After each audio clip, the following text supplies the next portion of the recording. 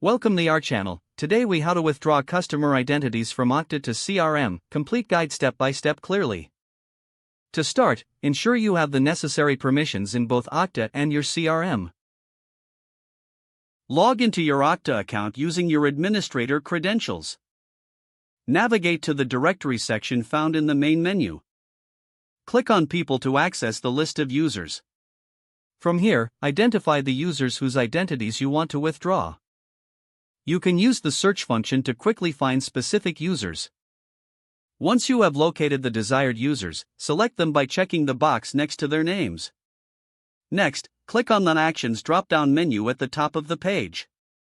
Choose the option for Export to download user data. Select the format in which you'd like the data to be exported, such as CSV. Confirm your export settings and proceed to download the file. Now, log into your CRM platform with your administrator credentials. Navigate to the section where you can import new user data. Look for the Import option in the CRM menu. Upload the CSV file you downloaded from Okta. Map the fields in the CSV to the corresponding fields in your CRM system. Review the mapping carefully to ensure accuracy. Proceed with the import process. Monitor the progress of the import to ensure all data is correctly processed. Once completed, verify that the customer identities are correctly reflected in your CRM.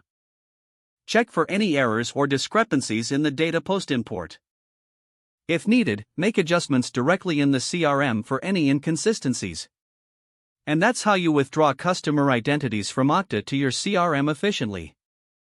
If the page does not load, refresh the browser or try again in a private or incognito window. Make sure you are using the correct email address, then retype it carefully to avoid small typos.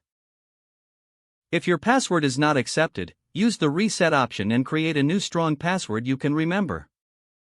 Check your spam folder for verification or security emails, then complete any requested confirmation steps. Enable two-factor authentication if available to improve account security and reduce unauthorized access risk.